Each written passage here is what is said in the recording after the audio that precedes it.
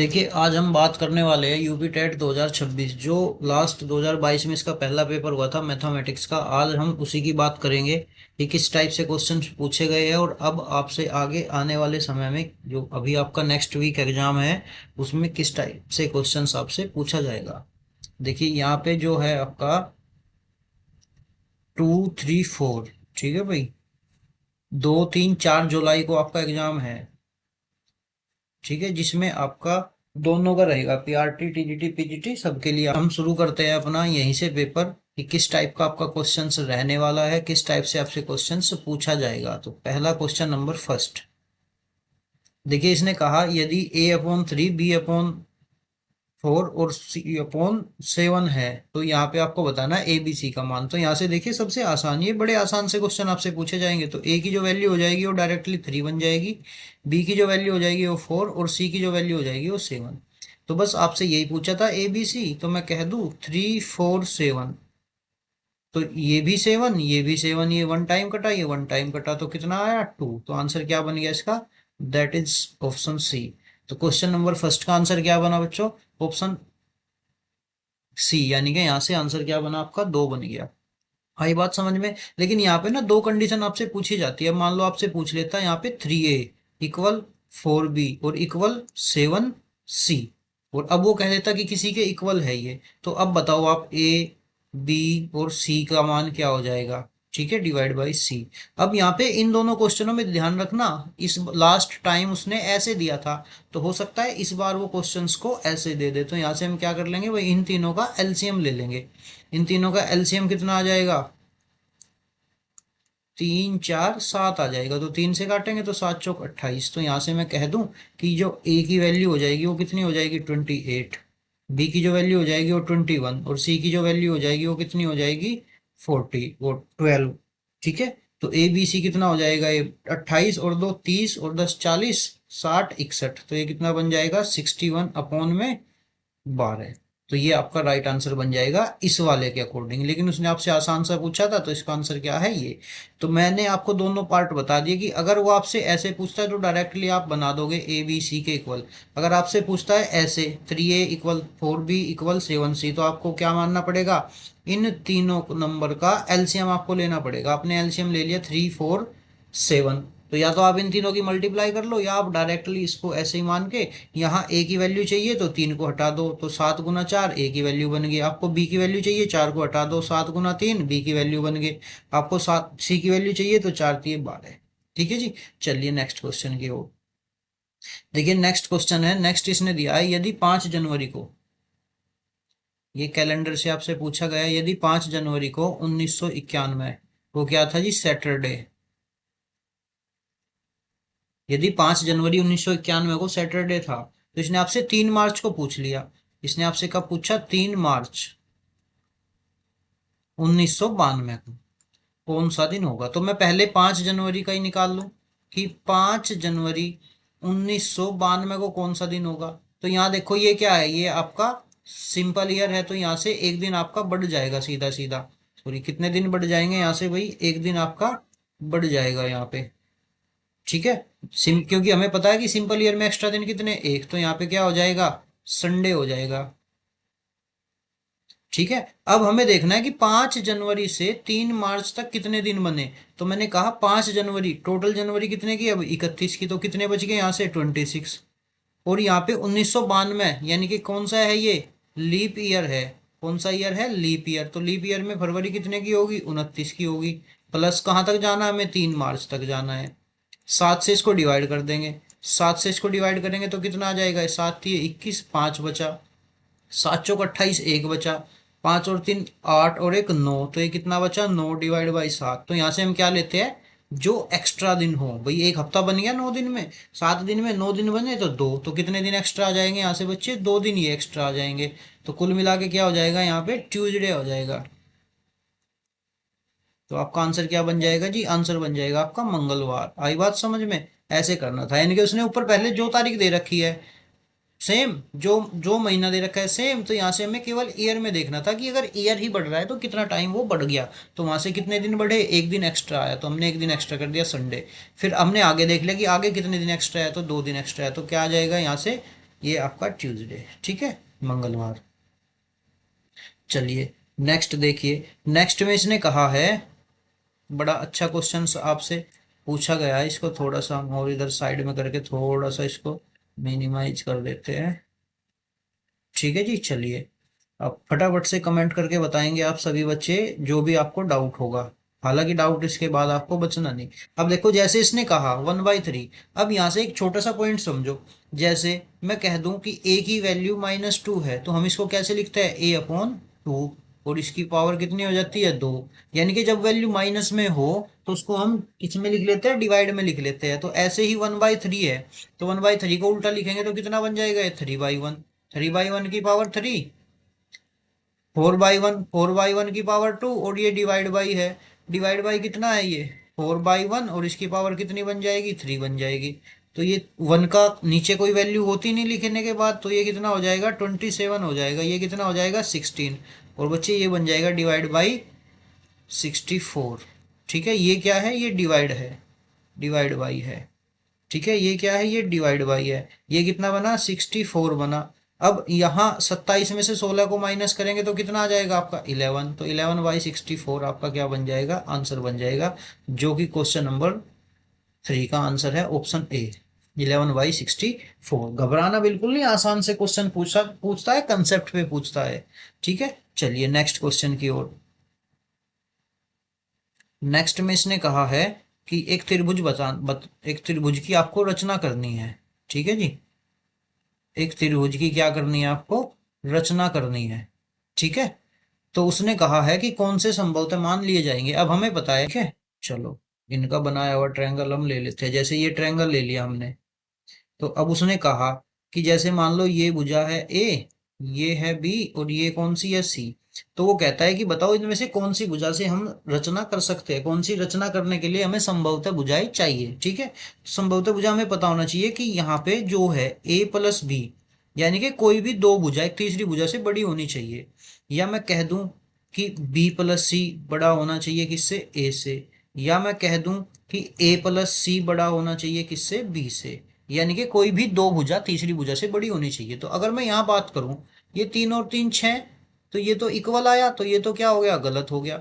अब दूसरी यहाँ बात करूं, 5 और 4 9, इन दोनों को ऐड करूं तो 5 और 4 9, 6 से ज्यादा हो जाएगा। 6 और 5 11, 4 से ज्यादा हो जाएगा। और यहाँ पे तीसरा क्या हो जाएगा, 6 और 4 10, 5 से ज्यादा हो जाएगा। तो यही हमारा राइट आंसर है, कौन सा, सेकंड वाला राइट आंसर है। ठीक है, अगर हम बात करेंगे इसकी, तो 9 और 3 12, 5 से क्या है, बड़ा।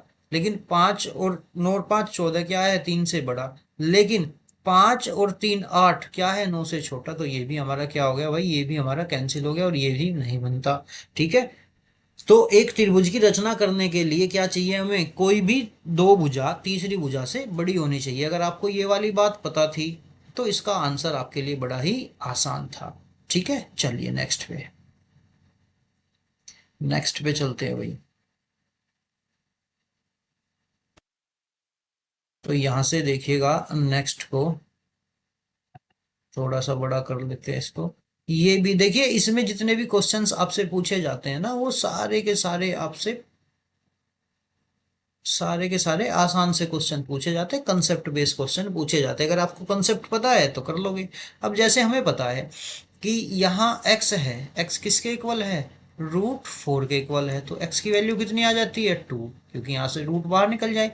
अब मैं कह दूं कि √x है, किसके इक्वल है, √x 2 के इक्वल। तो x की वैल्यू कितनी आ जाएगी बताओ। तो आप क्या कर दोगे, इधर स्क्वायर कर दोगे। यानी कि सीधी सीधी सी बात क्या निकल के आई कि जो ये रूट है ना, इसकी वैल्यू कितनी होती है, 2 के इक्वल होती है। किसके इक्वल, 2 के इक्वल। ठीक है, तो अब हम इसको यहाँ से कैसे मान लेंगे, √3, जैसे इसने दे दिया √3, भाई ये स्क्वायर के इक्वल होती है, स्क्वायर करने के बाद रूट हट जाता है, स्क्वायर करने के बाद रूट हट जाता है। ठीक है, तो यहां से देखो पहले वाले में कितना, 3, तो 3 की पावर कितनी बन जाएगी, 1/2। यहाँ कितनी बन जाएगी, 4 की पावर 1/3। और 5 की पावर कितनी बन जाएगी, 1/4। अब यहाँ हम क्या करेंगे, 2 3 4 का क्या ले लेंगे, हम एलसीएम ले लेंगे। एलसीएम तो कितना आ जाएगा, ये 12 आ जाएगा। और यहाँ पे क्या करेंगे भाई, 12 की हर जगह मल्टीप्लाई कर देंगे, गुना 12, गुना 12 और गुना 12। बड़े सिंपल से आसान क्वेश्चन से आसान आंसर होंगे। यहाँ से 2 से करेंगे 6 बार तो 3 की पावर कितनी आ जाएगी, 6 आ जाएगी। यहाँ 4 की पावर कितनी आ जाएगी, 4 आ जाएगी। और यहाँ 5 की पावर कितनी आ जाएगी, 3 आ जाएगी। तो उसने पूछा थी कौन सा, यहाँ पे क्या हमें क्या करना है, आरोही क्रम। किस क्रम में लगाने हमें, आरोही क्रम। आरोही क्रम होता है बढ़ता, यानी कि असेंडिंग ऑर्डर, बढ़ता हुआ क्रम। ठीक है जी, कौन सा, बढ़ता हुआ क्रम। तो यहाँ देखो 3 की पावर अगर मैं 6 करूँ, 3 की पावर क्या करूँ मैं, 6, तो 3 तिया 9 तिया 27 तिया 81 तिया 243। तो ये कितना आ जाएगा भाई, 243 गुना 3। ठीक है। अब यहाँ करेंगे हम यहाँ करेंगे इसकी पावर को, तो ये कितना आ जाएगा, 4 चौक 16 चौके 64, 64 गुने 4। और ये कितना आ जाएगा, 125। तो यहाँ करेंगे 4 चौक 16, 6 चौक 24 और 1 25, तो ये कितना, 256। तो ये 243, तो ये 3 की ओर गुना करेंगे तो ज्यादा आ जाएगा, 3 तिया 9, 3 चौक 12, 3 दूनी 6 और 1 7, 729। तो उसने कहा आरोही क्रम में, बढ़ते क्रम में लगाना है। तो बढ़ते क्रम में कौन सा आ जाएगा सबसे पहले, यानी कि सबसे पहले कौन आएगा, जो सबसे छोटा होगा। सबसे छोटा कौन है, 125। 125 को हम कैसे लिख सकते थे, 4√5। ठीक है। दूसरा कितना आ जाएगा, 256। 256 को हम क्या लिख सकते थे, 4√3। फिर यहाँ कितना कर सकते थे, कौन बचा, √3। तो यही हमारा क्या था, आंसर बन गया, जो कि हमें सी ऑप्शन में दिखाई दे रहा है। ठीक है। तो ऐसे इसको करना था। अब आपको ये सारी चीजें, इतनी सारी चीजें बातें लिखनी नहीं थी, आपको देखना था कि यहाँ कितना बनेगा, 1/2 बन जाएगा, यहाँ 1/3 बन जाएगा, यहाँ 1/4। तो 2 से काटेंगे 6, 3 की पावर 6। आपको डायरेक्टली ये वाली लाइन यहाँ से नोट करनी थी। ठीक है, चलिए चलते हैं नेक्स्ट पे। नेक्स्ट में कह रहा है कि यदि अवरोही क्रम में रखे जाए, यदि कैसे क्रम में रखे जाए, वही अवरोही क्रम में रखे जाए। ठीक है जी, अवरोही क्रम में रखे जाए तो कौन से मात्रक प्रभावित नहीं होते। तो यहां से क्या आ जाएगा आपका, सीधा सीधा आंसर, माध्य और बहुलक। माध्य और बहुलक पे कोई प्रभाव हटाए जाए तो केंद्र पे कौन से मात्रक प्रभावित होते हैं। तो यहाँ माध्य और बहुलक जो है प्रभावित होते हैं। ठीक है। तो इसका राइट आंसर क्या बन गया, ऑप्शन सी बन गया। नेक्स्ट चलते हैं। अरे ये क्या हो गया, नेक्स्ट वाला देखते हैं भाई। ठीक है, नेक्स्ट वाले में इसने कहा है,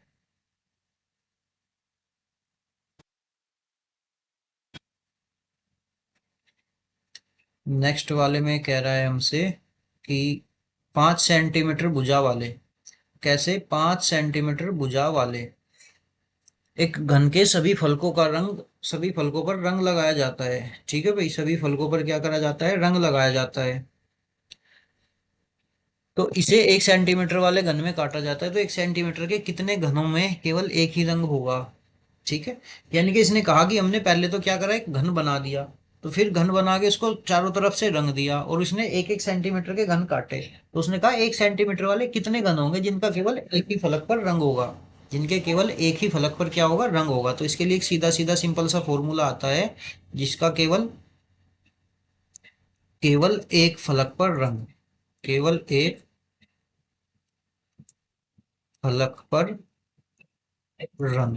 तो इसका आंसर हमारा बन जाता है 6n/2 की पावर 2। ठीक है। तो हम यहाँ से 6n-2, तो n कितना है यहाँ पे, n है 5, तो 5-2 की पावर 2, तो ये कितना हो जाएगा, 6 × 5-2 कितना, 3, तो 3 की पावर 2, तो 6 × 9, तो ये कितना हो जाएगा हमारा, 54 बन जाएगा। ठीक है। अब वही बात करते हैं हम, अगर केवल वो कहता दो फलक वाले, दो फलक रंगे हो, तो दो फलक रंगे होने के लिए फॉर्मूला क्या बन जाएगा, 12n-2। ठीक है, 12n-2, तो यहां से कितना बन जाएगा, 5-2, तो 12, ये कितना हो जाएगा हमारा, 3। तो 12 × 3, तो ये कितना आ जाएगा, 36 आ जाएगा। ठीक है। तो यहाँ आपसे ये वाला क्वेश्चन पूछा, हो सकता है नेक्स्ट वाले में आपसे ये पूछे। यहाँ हो सकता है आपसे ये पूछे।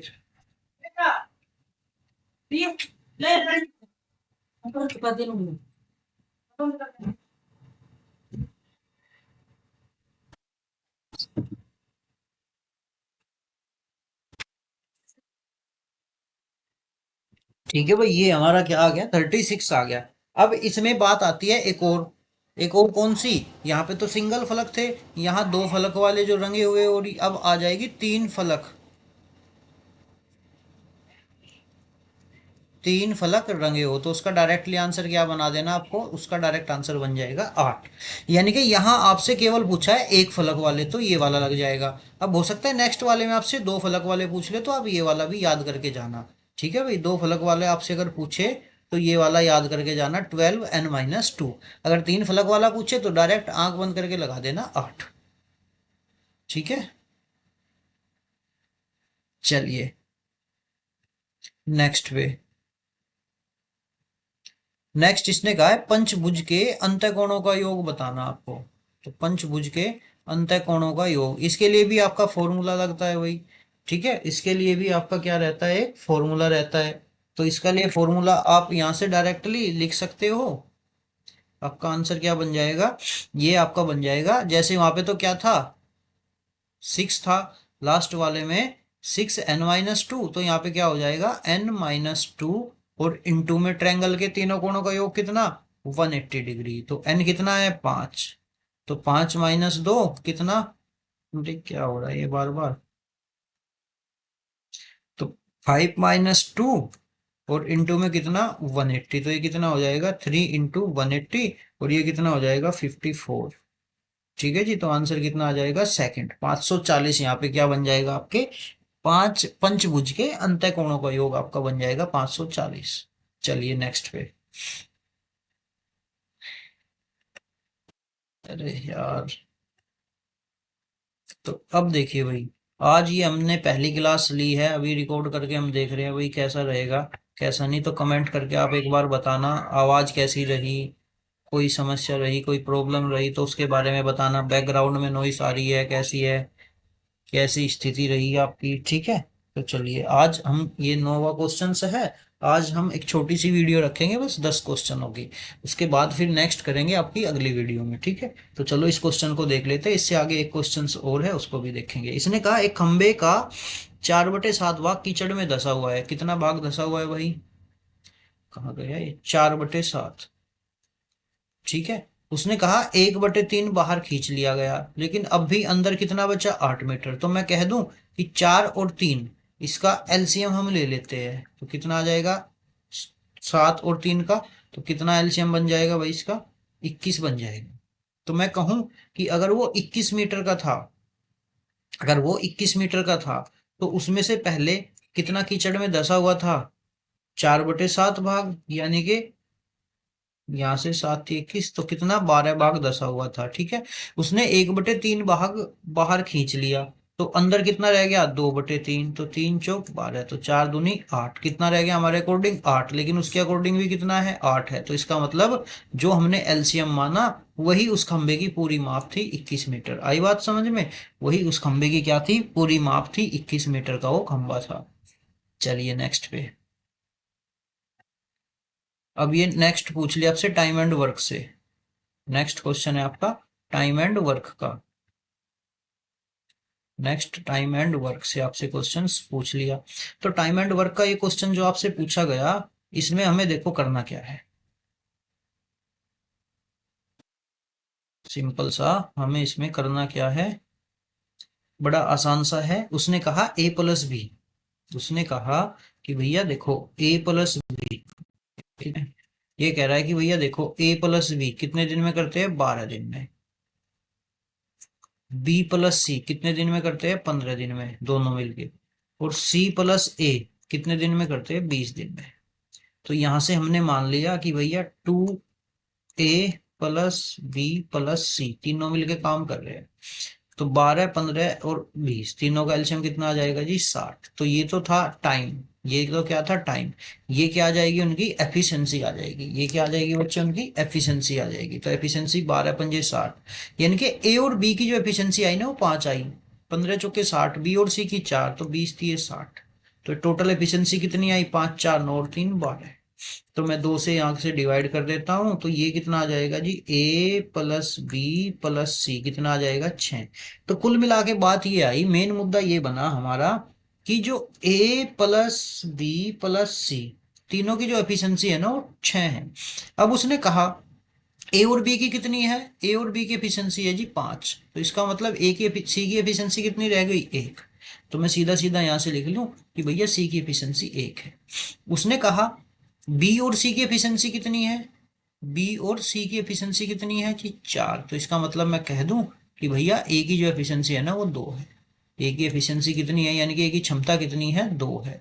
यानी कि 2 क्षमता का मतलब क्या है कि जो वो एक दिन में काम कर रहा है, कितने यूनिट काम कर रहा है एक दिन में, 2 यूनिट। सी कितने यूनिट काम कर रहा है, 1 यूनिट। तो जो एक दिन में काम करता है ना वही क्या है, वही उनकी एफिशिएंसी है, क्षमता है।